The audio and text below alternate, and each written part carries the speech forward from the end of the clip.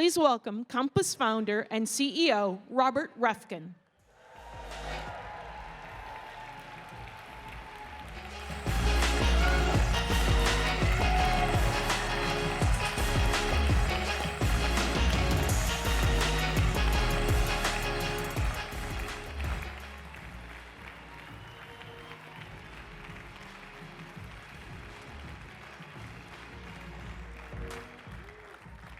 Hello, Compass!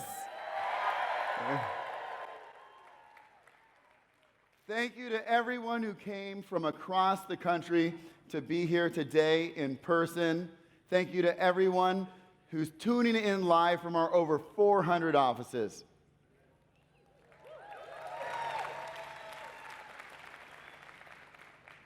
This afternoon, I'm going to share with you where we are today as a company, where we're going tomorrow for you, our clients, and how we're going to get there together.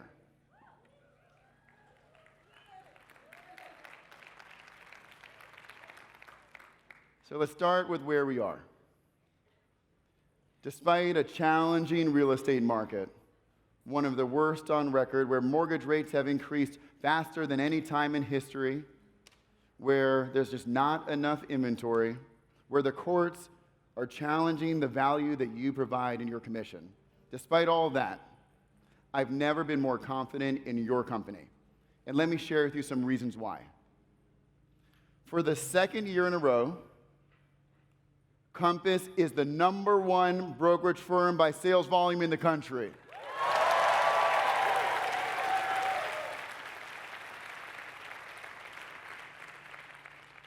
And Compass agents continue to gain market share, with the average Compass agent selling nearly 2.5 times as much as the average agent in the industry.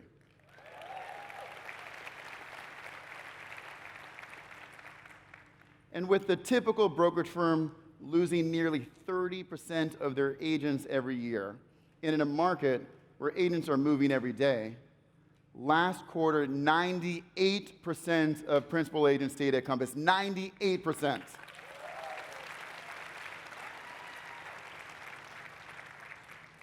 And since last year, we've had over 300 agents that left Compass, decided to come back.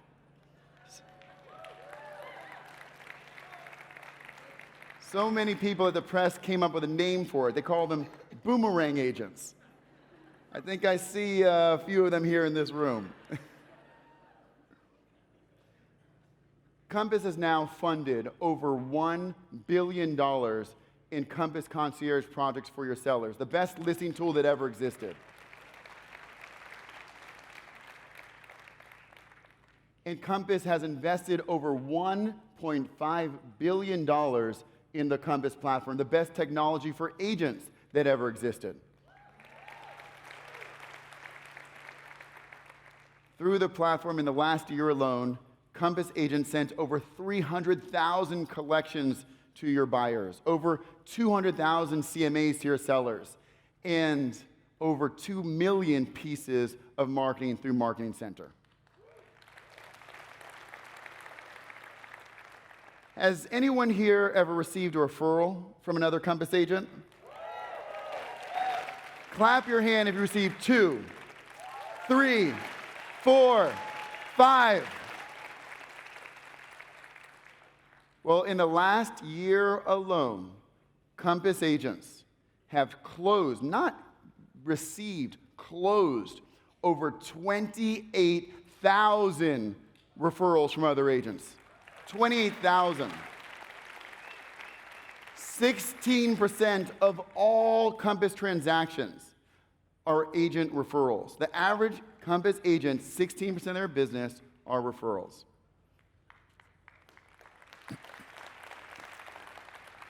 And for my final fun fact, something that no company has ever done before. In less than 10 years from launching our first sale, Compass will have sold over $1 trillion in sales volume.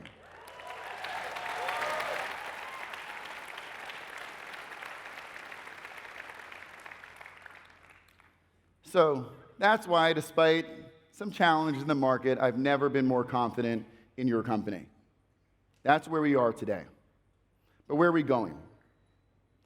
We are building a company that will elevate the role of the real estate advisor and empower you, each and every one of you, to double your market share. How are we going to do that? Well, the answer lies in something that Leonard Steinberg shared with me 10 years ago when I first met him. He said, Robert, the future of this industry is in high tech and high touch. And it's been in the DNA of this company ever since.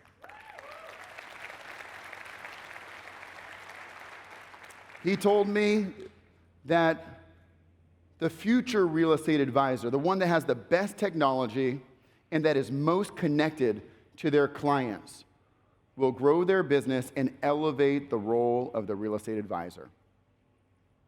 Now, in terms of high tech, we set out 10 years ago to build the best technology for agents, and we did it. A platform that helps you grow your business, save time, and better serve your clients. Compass Collections, Compass CRM, Likely to Sell, Marketing Center, Business Tracker, Performance Tracker, Compass AI. And we have 500 people on our technology team today that are making it better every single day. No company will invest more in agents than Compass.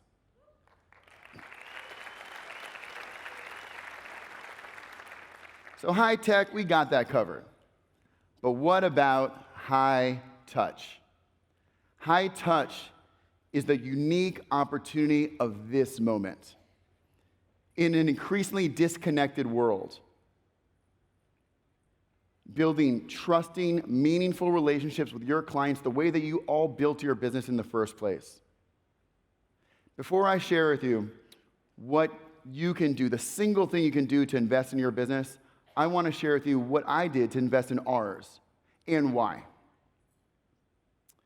This time last year, on this stage, I said, it is time to bounce back with passion. That I am all in. When others are leaning out, I am leaning in. But lean into what? I made a very specific decision to lean to one single thing. Culture. Our culture of connection. I saw brokerage firm CEOs moving to cities away from their agents. I saw them closing offices, discontinuing local events. I saw them giving up on culture and connection. So I decided to double down on it. I made a commitment to visit every Compass market. I visited over 200 offices in person in the last year. Started inviting agents and employees to my house almost every week, as much as my wife would allow. It's like, honey, it's like date night. And she's like, no, it's not really like date night. And nice try. Then I started inviting my family, or asking or taking my family, to open houses every Sunday to support our agents in person in that important moment. And I don't know if any of you have kids. Bringing kids to open houses is not as easy as I would have thought. I'll give you an example. Mother's Day. I planned everything out. It was a perfect day. But Mother's Day is Sunday. Sunday is open house day. So we start off at a brunch in the downtown Manhattan area.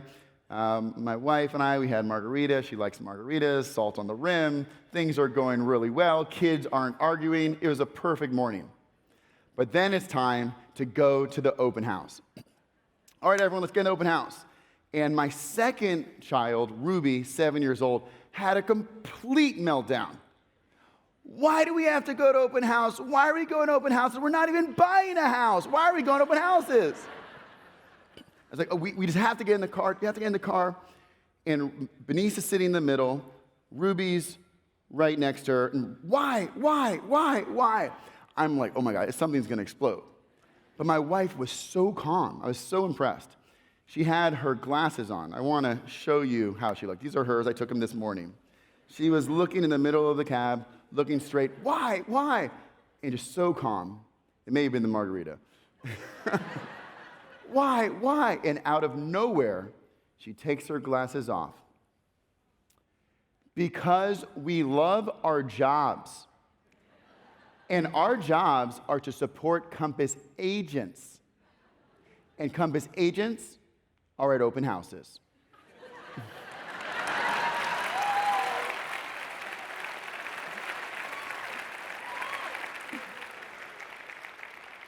And I was so impressed because I had no idea what to say to get her to stop crying, but she stopped crying. I think she just wanted to know, why are we going to open houses every weekend if we're not buying a house? The moral of the story is, I married an incredible woman.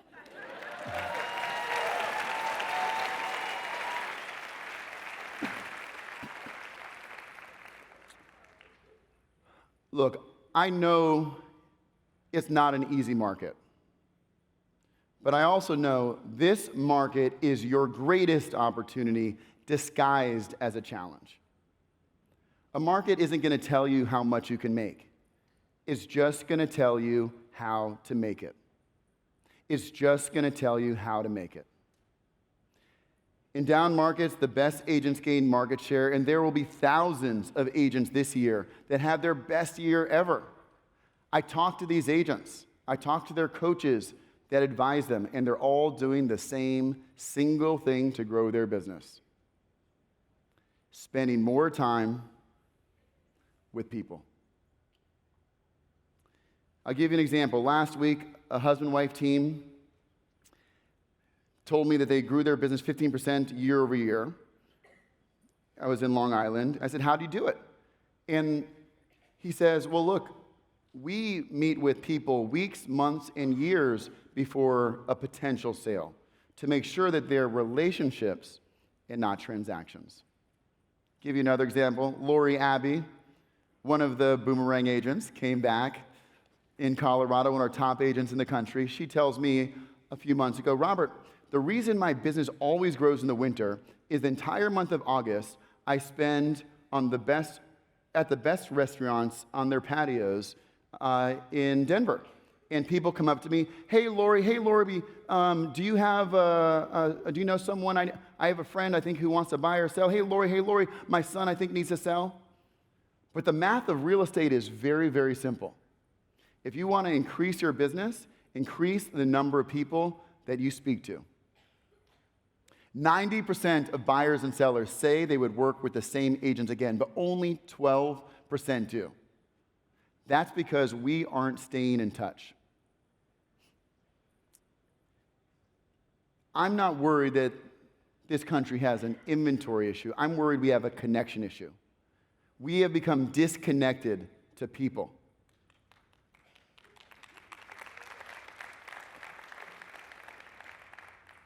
People have to move. We're in a must-move market. You have the 5 Ds: diapers, diplomas, diamonds, divorce, death. Those life events will keep the market moving, enough to keep everybody busy. The question and the opportunity is, for these people that you already know, when that life event happens, are you in conversation and connection with them? The problem is, we have been deceived. We have been deceived by this device into thinking that texting, emails, social posts are connection when it's not. I'll give you an example of why texting isn't talking. You don't even have tone on text.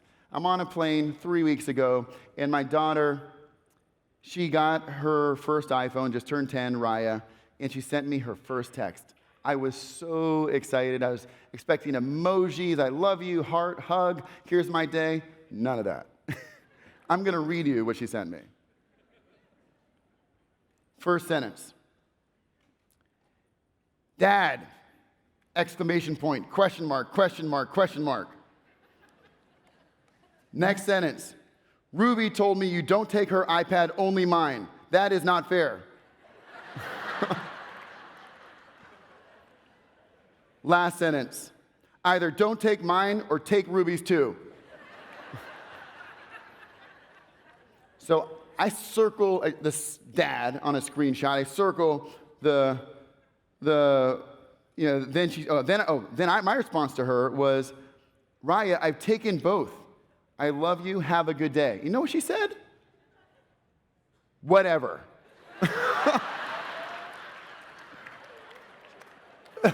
So I circle the dad and the whatever, and I send it to my wife, Denise, and I say, honey, what are we going to do? She sounds like a crazy, spoiled brat. And one of us, we have to talk to her. And please, I think we should show her the screenshot, but just don't tell her that I circled the dad and whatever. I don't want her mad at me. But long story short, I come home, Raya spoke with Benice, and Benice told me that, hey, Raya said you had it all wrong. She didn't say, Dad. She said, Dad. She didn't say, whatever. She said, whatever. But that's what this device does. Even with the person I love most in this world, it brings out your greatest fears. We need less texting and more connecting. Have you ever been on a transaction with another agent? You go back and forth, back and forth, back and forth, back and forth. And you're like, if you could just pick up the phone for 20 seconds, we could solve this thing.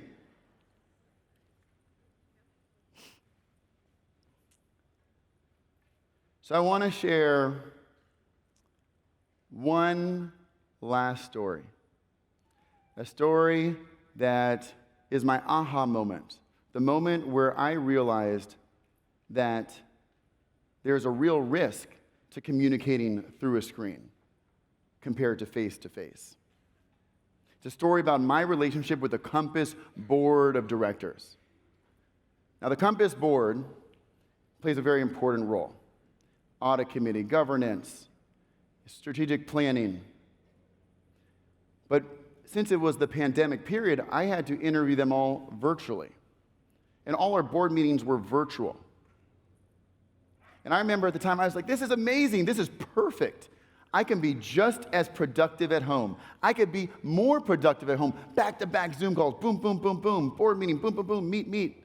But then about 2 years ago, I could tell that something wasn't working perfectly with my relationship with the board. Something could have been better. And I didn't know how to fix it. I was working 7 days a week. I couldn't work any harder. But then one of the board members says, Robert, I think we should have the next meeting in person. I think it's important for board members to get to know each other, have fun, and go to a private dinner. I said, okay, sure, let's do it. So the board meeting starts. We have people greet every board member in the elevator lobby, bring them into the waiting area. In the waiting area, we have coffee in the silver urns. We have fresh squeezed orange juice, grapefruit juice, silverware, great Danishes. And then we walk into the actual board meeting with everyone's nameplate laid out. We had the board materials printed in color. We had Compass swag, hats, mugs, shirts. And then the board meeting starts. And I could see when someone was asking a question, I could see their eyes. When they were nodding their head, I was nodding mine with them. I could hear someone want to ask a question, pass it back and forth, nodding. You can't do that on Zoom. Very hard. And then at the end of this board meeting, someone gets up and says, that was by far the best board meeting we've ever had. And then we walk to a private room dinner. We have happy cocktail hour. Yes, start a cocktail hour. There's a reason cocktail hour exists. And then we have dinner, we break bread. I'm just sitting in between two board members, talking about nothing unusual, just normal chit-chat. Where do your kids go to school? What do you do in the summer? And then I had my aha moment. These board members that I have worked with for well over a year, I didn't even know if any of them even had kids. Because in a highly productive Zoom call that starts at 11, ends at 11:30, hey everyone, all right, let's get started. Okay, time to go. You don't have the opportunity for the most human parts of a conversation. And looking back on this meeting, it wasn't the best meeting because the analysis was better or the updates were better. It was the best meeting because we were able to see each other face to face, to see each other's body language eye to eye and truly connect. What surprises me about all this is I am probably top 1% in building a career based off of relationships.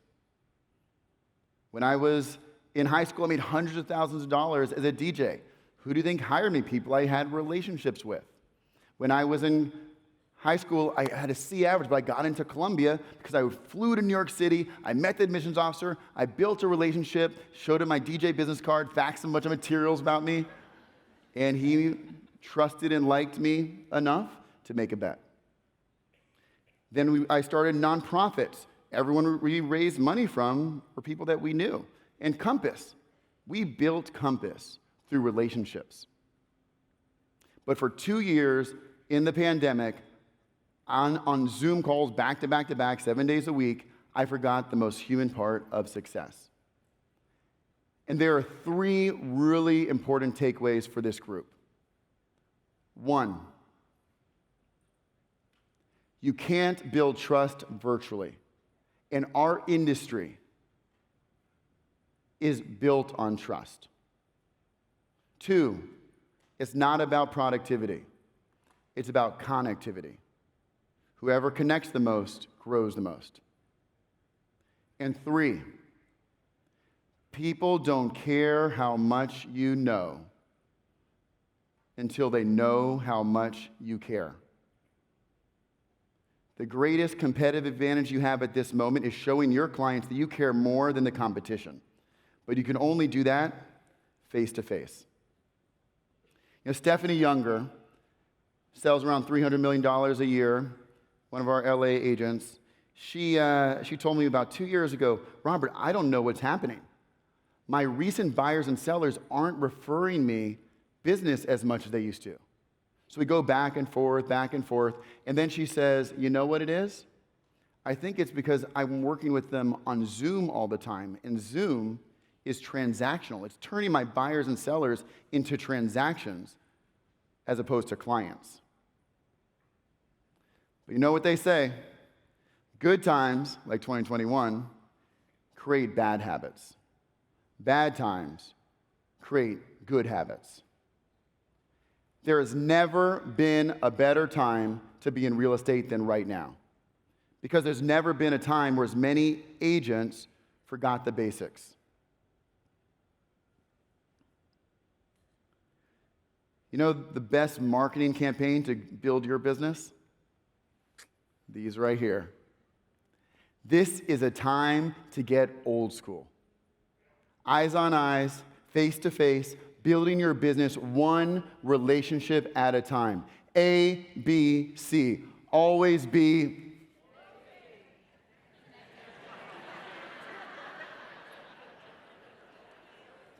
connecting. Always be connecting.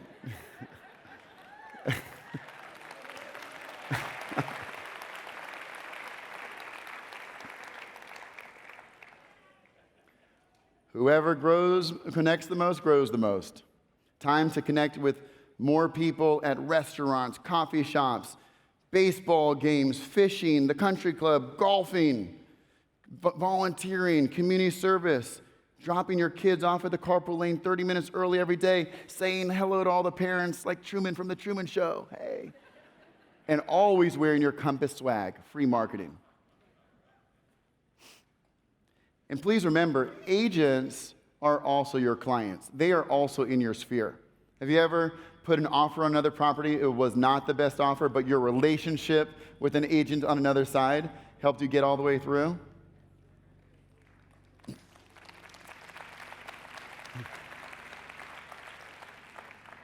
Agents referred 28,000 transactions this year. Agents are who tell you about off-market inventory before anyone else. And I'm hearing that when agents are in the office with other agents at events, at broker opens, that they're happier, that they spontaneously match buyers and sellers, they hear about inventory before others, they get more referrals, and they are creating opportunity. What I am not hearing is that agents are creating more opportunity by being alone at home. I know many of you are all doing the right things, but for the team leaders in this room, you have an obligation to the people on your team to ensure that they are growing up in this business with the right habits.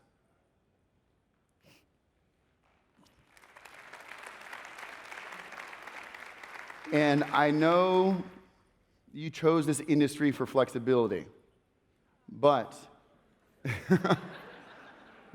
I'm not asking you to do more than you did in 2019. Just go back to your calendar in 2019, see how much you were in the office, and come back that much. Not for me, for you. For your happiness in your business, you need to be around other agents. This is a refounding moment of Compass. We need you. You can all do it here in this room. You can reignite the culture of this company. And so work with me to bring the energy back to these offices together.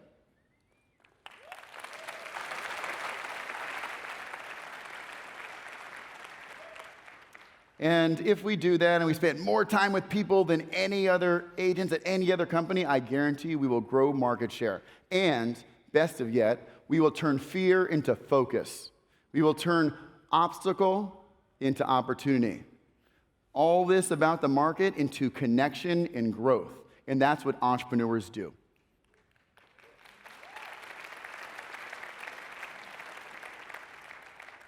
But there's one other area where I'm hearing a lot of fear at this moment. I'm sure you're thinking about it almost every day. It's about how courts are trying to challenge the commission, the value that you provide. Now, this is nothing new. For decades, people have tried to eliminate the commission and the agent. Started with, hey, the internet. Will the internet eliminate the commission and the agent? Then the listing aggregators. Will they eliminate the commission and the agent? Then the 1% discount brokers. Will they eliminate the commission and the agent? And then the iBuyers. Will they eliminate? Time and time again. This is nothing new. And through all those decades, you continued to prove your worth, to prove your value.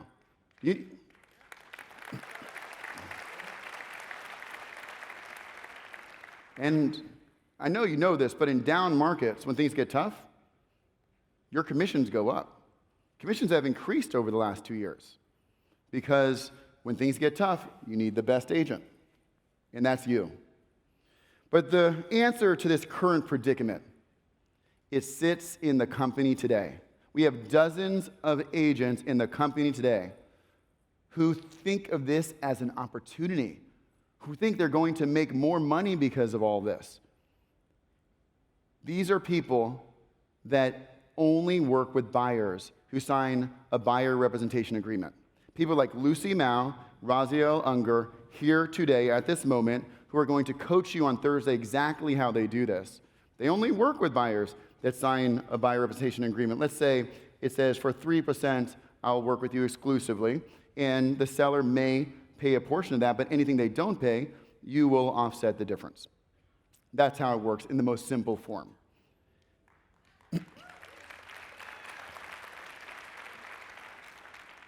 And just to be clear, they make more money because of this. Because let's just say they're charging 3%. That means that on balance, buyers are paying a little more the seller isn't paying. So they see it as an opportunity for that reason, but also because agents that don't know how to communicate their value won't be able to do this and will leave the business. So, process, very simple. You start with a buyer consultation. What are your hopes and dreams for the home that you would like? Then you move on to the process. Well, my name, I'm Lucy, I'm Raziel. I will use my expertise and relationships to identify the perfect home for you. Then I will negotiate the best price. And then with my 20 years of experience, I will make this process as seamless as possible. And then with that, we will commit with each other with an exclusive buyer representation agreement. And that's it. And again, the two benefits of this are, one, that great feeling that you have when you have 5 exclusive listings. You're now going to have that great feeling when you have 5 exclusive buyers. And the second is, by doing this, all of you will be forced to sell your value to buyers as much as you do to sellers, which will result in elevating the role of the real estate advisor and empowering you to gain market share from agents that don't know how to communicate their value. So, what are we going to do to help you? On Monday, I'm going to announce and launch the biggest contest, the biggest challenge this company has ever had. It's going to be called the Back to Basics Challenge. Woo! And here's how it's going to work. Very simple. We will have daily trainings and masterminding sessions led by our best coaches and our best agents on how to get these agreements signed and how to have the most meaningful interactions with your sphere of influence, obviously in person. And there will be hundreds of awards, monetary and non-monetary. All the details will be in the email. There will be local and national awards. For the first 100 days of the new year, January 1st, first 100 days, whichever agents get the most buyer exclusive agreements signed and have the most in-person interactions, this is how we will track. You all have a CRM. In every one of your contacts, there's a button that's in the contact that says activity. When you push activity, there's a drop-down. It says in person, you click that, done. Very simple to track. We will track to see who has the most interactions, who gets the most agreements, and then there will be the awards. For the top 10 winners, we're going to fly them to New York to have a day of masterminding, breakfast with Leonard Steinberg, lunch with Courtney Smith and Sky Michaels, and then dinner at my home, and meeting all the top agents in New York. So this, I'm telling you, if we do this right, this will be one of the biggest things we have ever done as a company, and here's why. If through this, we can all commit to spending twice as much time with people in person next year, I'm willing to bet that your business will go up 2 times as well. That's what this contest is about.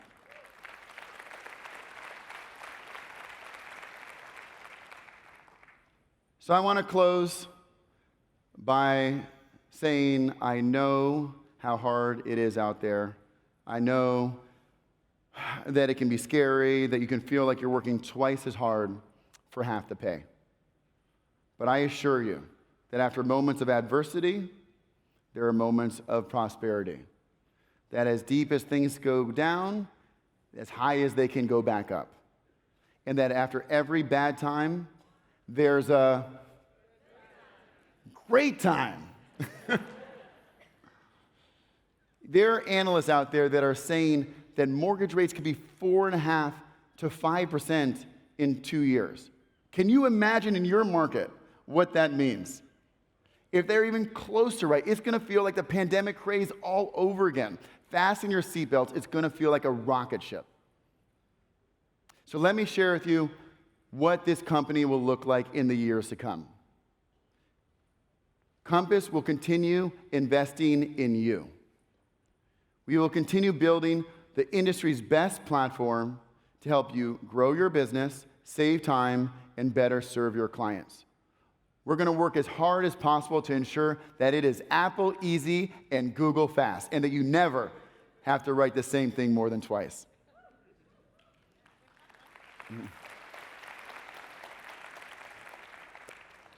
Next year, we're going to launch a client dashboard for buyers, a client dashboard for sellers, and a whole suite of team functionality.